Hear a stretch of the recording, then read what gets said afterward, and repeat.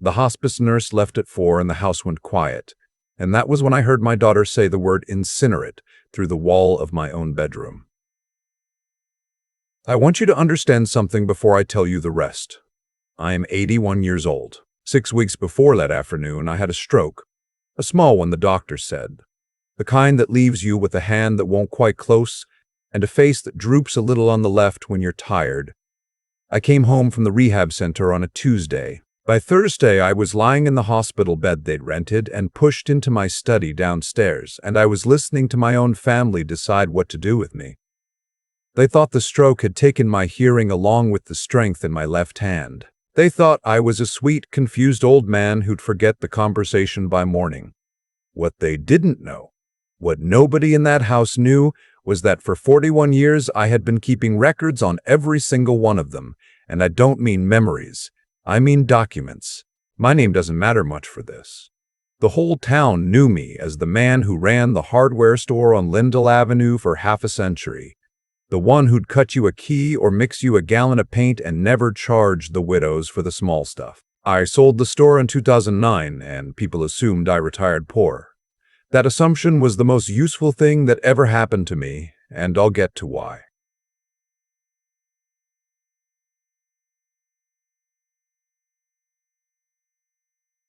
That Thursday afternoon, the painkillers had me floating somewhere up near the ceiling. The room smelled like rubbing alcohol and the cheap vanilla candle my daughter burned to cover the smell of sickness. I heard her voice first, low in the kitchen.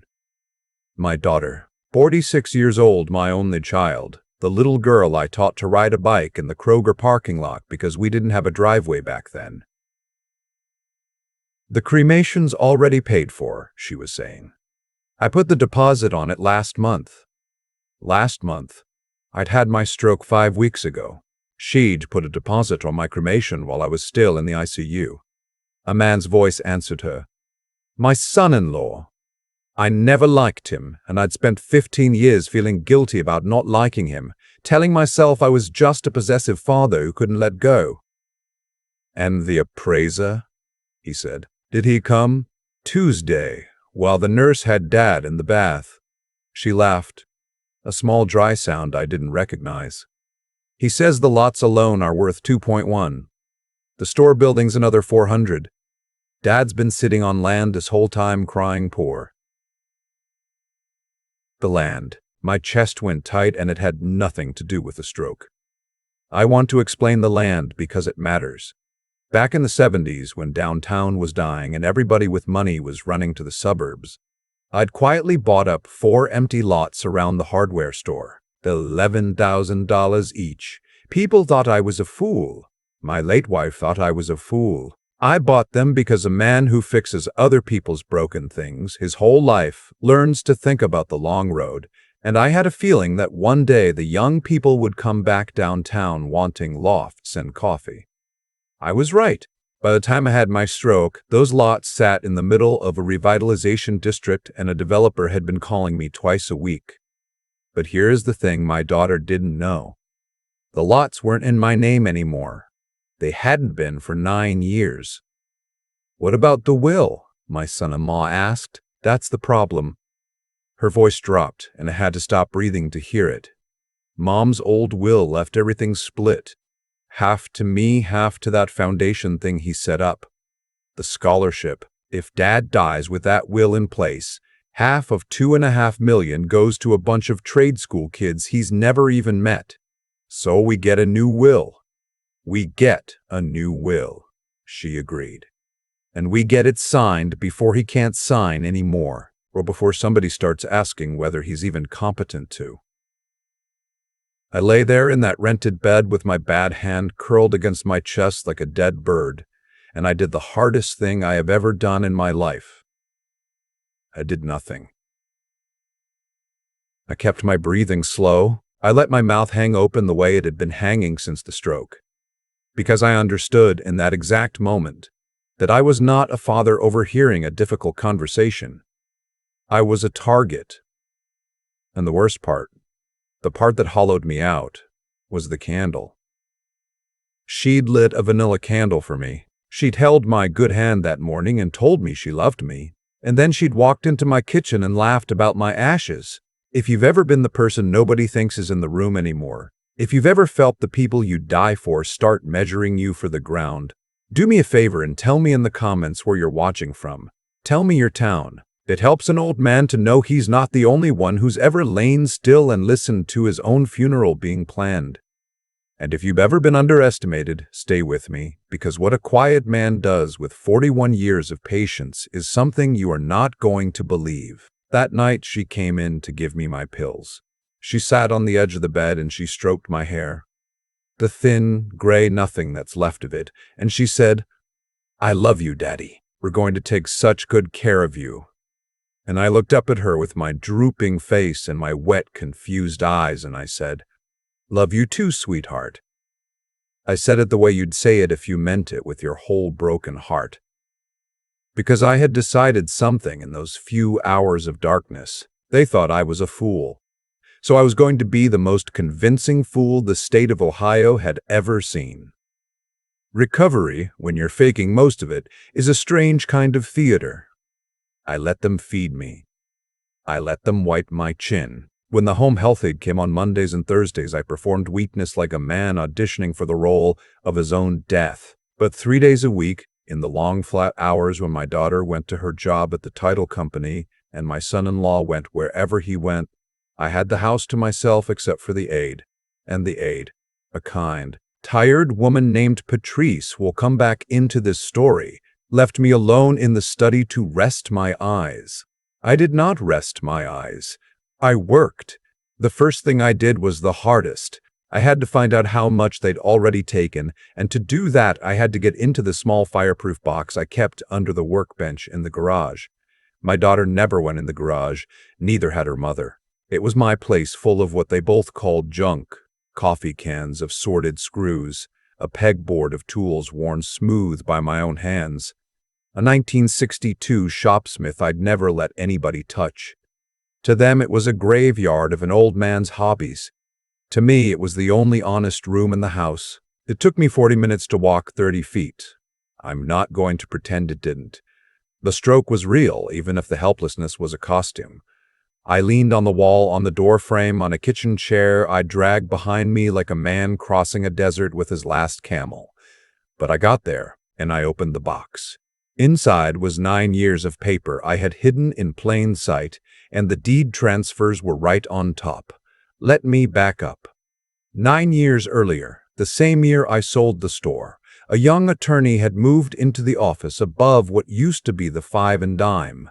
His name was a good one, and I'll keep it out of this for his sake, because what he did for me was quietly heroic, and I won't have it on the internet.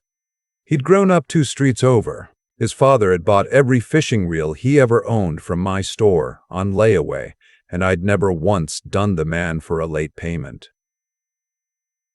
The son remembered that. Small towns remember. I went to him in 2015 with a feeling, not proof. I had no proof of anything then, just the feeling a careful man gets when his son-in-law starts asking over Sunday dinner exactly how property passes when somebody dies, and his daughter starts saying things like, "You should really let us handle the boring stuff, Dad. You've earned a rest." I'd spend my life noticing when a machine was about to fail before it made a sound. I knew the sound a family makes right before it breaks. So I did something quiet. I moved the 4 lots and the store building into an irrevocable trust, not a will. A will can be changed. A will can be challenged. A will waits politely until you're dead. A trust does its work the moment you sign it, and it does not care what anybody thinks of you afterward. The trust I built had a single beneficiary structure, a charitable foundation in my late wife's name that funds tuition for kids going into the trades. Electricians, plumbers, machinists, the welders and pipe fitters this country pretends it doesn't need until the furnace breaks in January. My wife had been a vocational counselor for 30 years before the cancer took her. She'd have loved it. The trust also carried a modest lifetime income provision for my daughter. Not a fortune, but enough. A check every month for as long as she lived, on the single condition that she never contest the structure. I had built it the way I built everything, so that it would still be standing long after I wasn't. What my daughter found when her appraiser came was a man who appeared to own $2.5 million in real estate. What was actually true was that I owned none of it, hadn't for nearly a decade, and that the moment of my death would not transfer a single brick to her hands. The new will they were so eager to get me to sign was legally a piece of scratch paper. They were forging a key to a house I'd already given away. But I didn't tell them that. Why would I? A man who shows his cards doesn't get to see the other players' faces. Over the next 2 weeks, I learned how deep it went, and it went deeper than the land, from that fireproof box and from my old desktop computer, the one they ignored because it took 5 minutes to start and they assumed I'd forgotten the password. I pieced it together. My daughter had been my financial power of attorney since the stroke. Reasonable on its face, a sick man needs help. But she'd used it to drain the 2 accounts that actually held cash. My savings and the money market, just under $40,000, moved in increments small enough not to flag the bank, into an account I didn't recognize. And the new account had 2 names on it, hers and his. That was the first real crack in me. The money I understood. People do ugly things for money. I'd seen it across a hardware counter for 50 years, watched men steal a $40 drill and tell themselves a story about why they deserved it. But there was a charge on that joint account that I sat and stared at for a long time.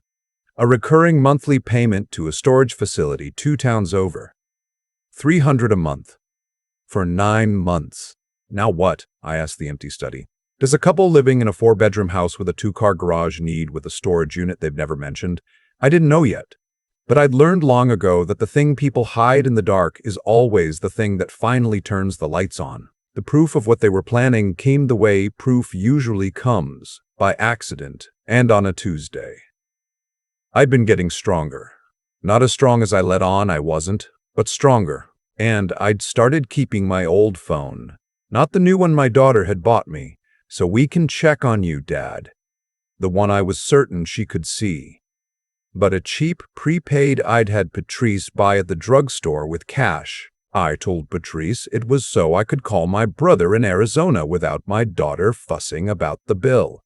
Patrice, God love her, had been a home health aide for 22 years and had seen exactly this kind of thing happen to exactly this kind of old man. She didn't ask questions. She just brought me the phone and a charger and said, "You keep that hid, hon." On that Tuesday, my daughter and son-in-law thought I was asleep in front of the television. I'd taken to dozing in the recliner in the afternoons, a blanket over my knees, and they'd gotten comfortable. Comfortable people get loud. They were at the kitchen table with a man I didn't recognize, and the man had a leather folder, and I lay in that recliner with my eyes closed and my prepaid phone in my lap, under the blanket, recording. The capacity evaluation is the whole game, the stranger was saying. He had the smooth, padded voice of a man who bills by the hour. If we can get a physician to certify diminished capacity, the new will is bulletproof. The foundation can scream all at once. A signed will from a man a doctor says doesn't know what day it is. That's not a will. That's a liability for whoever drafted it. Dr. Mercer will sign whatever I put in front of him, my son-in-law said. He owes me. Dr. Mercer. My own doctor, the man who'd held a pen light to my eye in the ICU and told my daughter I was lucky, that the stroke was minor, that I'd likely recover most function. That man was going to sign a paper saying I was too far gone to know my daughter's name. "And the father trusts you both?" the stranger asked. My daughter answered, and her voice was light, almost bored, the voice of someone discussing a grocery list. "He thinks I hung the moon. He always has. Easiest man in the world to handle. You just have to let him think it's his idea, then tell him he's tired. Then he goes along.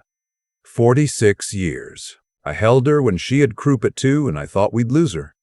I drove 400 miles in a snowstorm when she totaled her car at 19. And I never once said I told you so. I walked her down an aisle. And she sat at my kitchen table and called me the easiest man in the world to handle. I kept my eyes closed. I kept my breathing slow, and inside, where they couldn't see, something that had been bending for 6 weeks finally finished breaking. And on the other side of broken, I found out, is a kind of cold, clear calm I had never felt before in my life. The grief didn't leave, it just moved over and made room for something more useful. That night, I added the audio file to a folder I'd been building. Then I made a phone call I'd been putting off, because making it meant admitting where this was going. I called the attorney above the old five and dime. It started, I told him. He was quiet for a moment. Then he said, "Tell me everything," and I did. And at the end of it, he said the words that changed the shape of the whole thing. "You don't want to fight. A fight, they can drag out for years, and you don't, forgive me.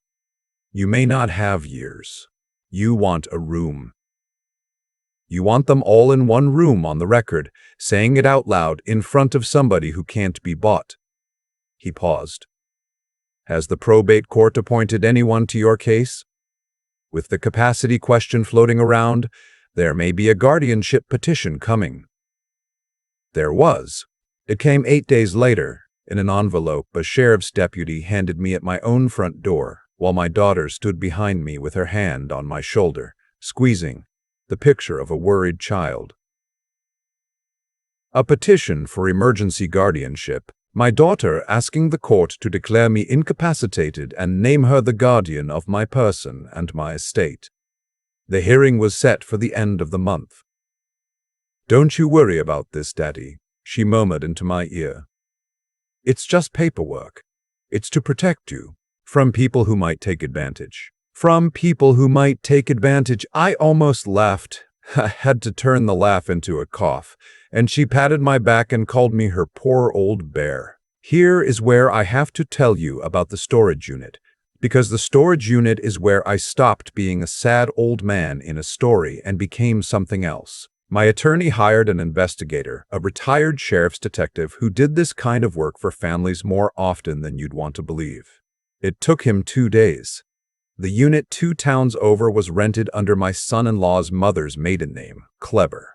That, a name with no obvious connection. Inside it, the investigator photographed, with the manager present as a witness, a queen bed, a dresser, a flat-screen television, a woman's clothing, and a child's bicycle. A child's bicycle. My son-in-law had a son, 11 years old, from a relationship my daughter did not know existed, with a woman he'd been keeping in an apartment across the county line for the better part of a decade, paid for, the investigator established by following the money my attorney could now legally trace out of the same accounts that had been quietly bleeding mine. My daughter was helping her husband steal her father's estate to fund a second family she didn't know she was bankrolling. I sat with that for a long time. I'm an old man, and I've learned that the world is mostly gray, that people are weak before they're evil and tired before they're weak. My daughter was a thief, but she was also, I realized, the second biggest fool in this house, and I'd held the title alone for so long it almost felt like company. I didn't tell her. Understand me. Every fiber of the father in me wanted to take her hands and say, look what he's doing to you too. Come back to me. But I'd learned the sound a family makes before it breaks, and I'd learned something harder in those weeks. You cannot save a person from a fire they keep walking back into. All I could do was build the room and make sure the truth was waiting in it. I spent the days before the hearing the way I'd spent 50 years behind a counter, getting the inventory right. My attorney prepared the trust documents, certified, notarized, 9 years old, and unbreakable. The investigator prepared his photographs and his sworn statement. I prepared myself. I had my hair cut. I had Patrice press my good gray suit, the one I'd worn to my wife's funeral and hadn't touched since. My daughter saw me in it the morning of the hearing, and her face did something complicated. Daddy, you didn't have to dress up. It's just a formality. I let my hand shake on the cane and I said, a man wears his suit to court, sweetheart. Your mother would have wanted me to look right. That part wasn't a lie. Not one word of it. The courtroom was small, fluorescent, smelled like floor wax and old coffee. My daughter and son-in-law sat at their table looking prosperous and sad, which is a hard combination to fake, and they practiced it. Their attorney, the smooth one from my kitchen, had a stack of medical records and a sealed letter I knew was Dr. Mercer's signature on a lie. Behind them sat the doctor himself, and behind him, to my quiet satisfaction, sat no one, because they'd told the world this was a private family tragedy. I sat at my table with my attorney, and I let myself look small. I'd gotten good at it. I shuffled. I let my mouth hang. When the judge, a woman near my own age, with reading glasses on a chain and the patient, unfoolable face of someone who has watched families do this to each other for 30 years, asked if I understood the proceedings, I looked at my daughter as if for help, and my daughter gave the room a sad, brave smile, and the judge wrote something down. Their attorney went first. He was good. He painted me with real skill. The devoted daughter. The tragic decline. The dangerous foundation full of strangers waiting to seize a vulnerable man's life savings. He entered the medical records. He entered Dr. Mercer's letter, which stated that in the physician's professional opinion I lacked the capacity to manage my affairs or execute legal documents. He asked the court to grant emergency guardianship to my daughter, to protect her father from himself and from those who would exploit his condition. And then my daughter took the stand, and she wept, and she was magnificent, and she said, "I just want my father safe. I don't want his money. I never wanted his money. I want my daddy." And from the seats behind her husband murmured something I'd heard him murmur 100 times across my own dinner table, soft and proprietary. "That's right, baby. You're doing the right thing." "That's right, baby." She turned and gave him a watery smile, and the two of them sat there in my dead wife's courthouse, certain, gloating in that small, private way that people gloat when they think the hard part is over. And I will be honest with you. That was the only moment I came close to losing it. Not the will, not the money, the smile. The two of them smiling at each other over the top of my coffin like I was already in it. The judge looked at my attorney. "Does the respondent's counsel wish to be heard?" My attorney stood. He was not smooth. He was a small-town lawyer in an off-the-rack suit, and he had a way of talking that made you lean in. "Your Honor," he said, "before we discuss my client's capacity, the court should be aware of some documents that bear directly on this petition. May I approach?" He handed up the trust. Certified. 9 years old. The judge read it. I watched her read it twice, the way you read something when the second reading changes the first. "Counsel," she said to the other table, "are you aware that the real property at issue in this estate was placed in an irrevocable trust in 2015? That it does not form part of the respondent's estate and has not for 9 years?" The smooth attorney's mouth opened. My daughter's head turned toward him fast. My son-in-law went very still. "The petitioner's interest in this property," the judge went on reading, "appears to be none. There's a modest lifetime income provision for the daughter, contingent on her not contesting the trust. Contesting it in this courtroom would seem to forfeit it." She set the paper down. "So I'm trying to understand what, exactly, this guardianship is meant to protect." "Your Honor," the smooth attorney started, "we were not informed." "No," the judge said. "I imagine you weren't." And then my attorney said, "Your Honor, there's one more matter the court should hear before ruling on my client's capacity. With the court's permission, my client would like to address the bench. Briefly." The room went quiet. My daughter was staring at me now, and the sad, brave mask was gone, and under it was something I'd never seen on her face in 46 years. Fear. I stood up. I didn't shuffle. I set the cane against the table and I stood up straight, the way I'd stood behind that counter for 50 years, and I felt every eye in that room recalibrate. I was not the man they'd walked in expecting to bury. "Your Honor," I said, and my voice came out clear. The drooped left side of my face be damned. I'm old and I had a stroke and my left hand doesn't work the way it used to. That much is true. But I know what day it is. I know who's president. And I know my daughter's name. I looked at her when I said it. I know it real well. I gave it to her. I asked the court's permission to play a recording. The smooth attorney objected on 6 different grounds in about 9 seconds. The judge let me play it. Ohio's a one-party consent state, and the party who consented was me, in my own home, which a doctor had just sworn I didn't have the capacity to understand. The courtroom listened to my son-in-law's voice say Dr. Mercer will sign whatever I put in front of him. He owes me. They listened to the smooth attorney's own voice explain how a forged capacity evaluation would make a fraudulent will bulletproof. They watched Dr. Mercer, sitting in the 3rd row, put his face in his hands, and they listened to my daughter, light, bored, certain I was asleep, say the easiest man in the world to handle. You just have to let him think it's his idea. I didn't play the rest. I didn't play the investigator's report, the storage unit, the second family, the 11-year-old boy on the other side of the county line. That part I'd given to my attorney in a sealed envelope with instructions to hand it to my daughter alone. Afterward, in a quiet room, some truths are weapons and some are just sad. And a man ought to know the difference, even when the people who wronged him never learned it. I am still her father. I will be her father in the ground. Burning down her marriage in open court would have made me feel something hot and good for about a minute, and I've lived long enough to know what those minutes cost. The judge took off her reading glasses. She looked at my daughter for a long, long moment, and then she looked at me.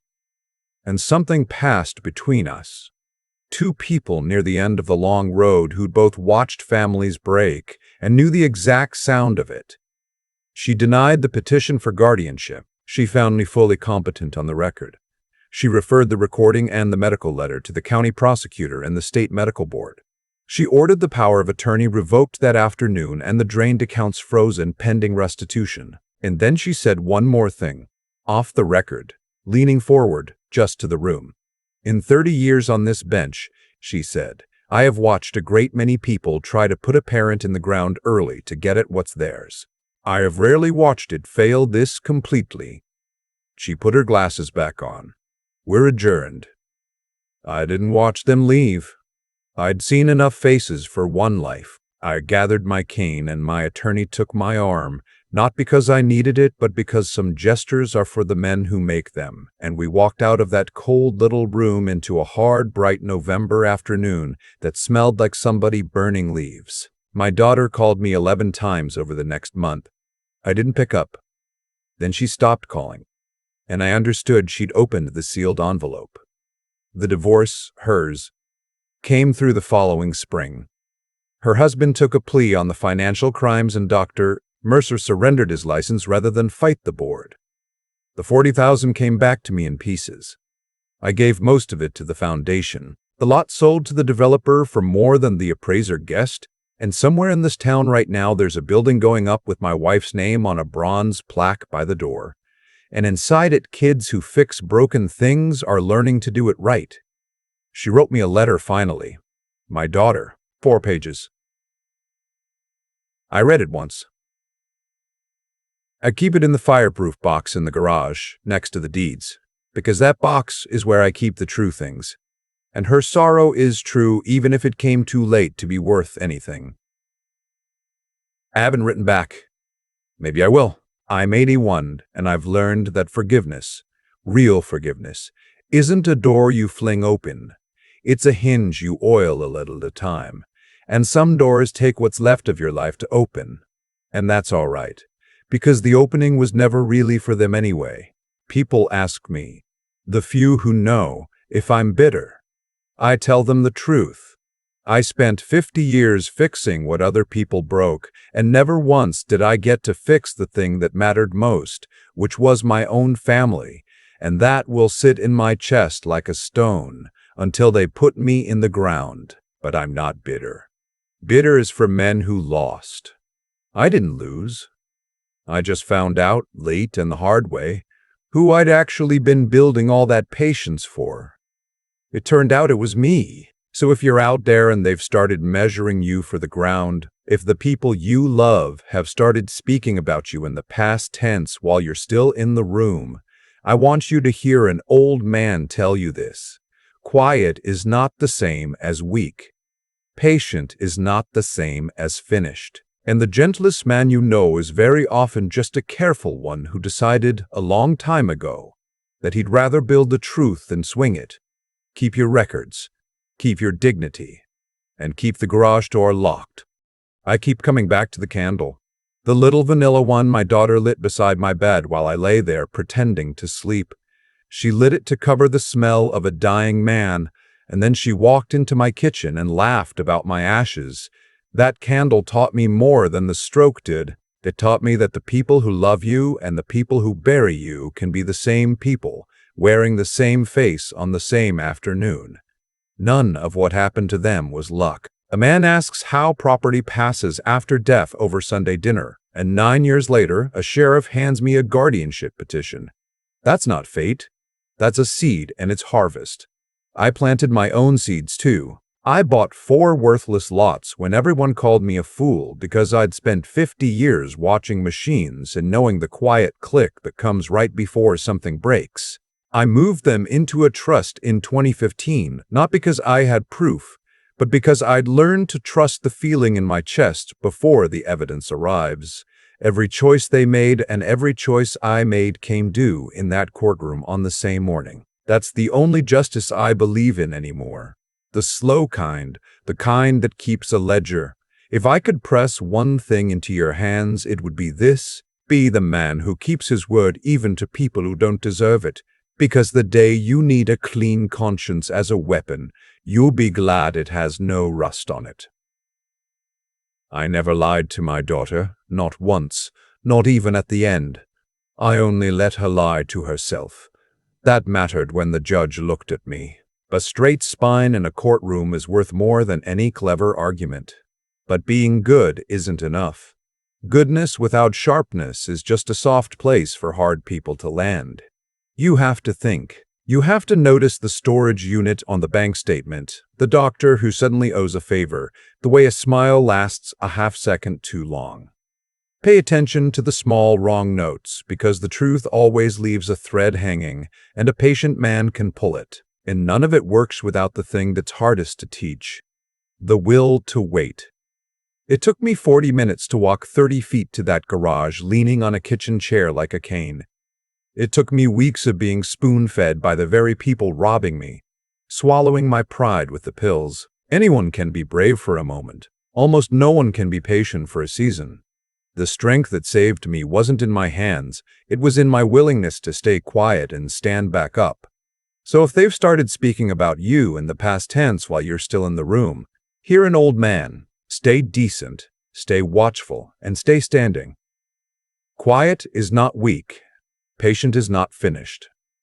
And the gentlest man in the room is very often just the one who decided, long ago, that he'd rather build the truth than swing it.